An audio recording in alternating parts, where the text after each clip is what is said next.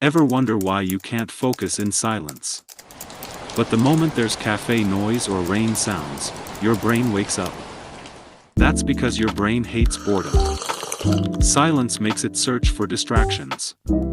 But gentle background noise gives it just enough stimulation to stay in flow. Researchers call it stochastic resonance. Little bit of noise helps your brain filter information better. It activates your dopamine system, balancing focus and creativity.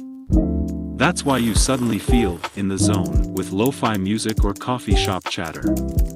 So if you need background noise to think, you're not distracted. You're giving your brain the soundtrack it works best with. Your brain isn't broken, it's brilliant. Follow Curious Lab for more psychology you can feel.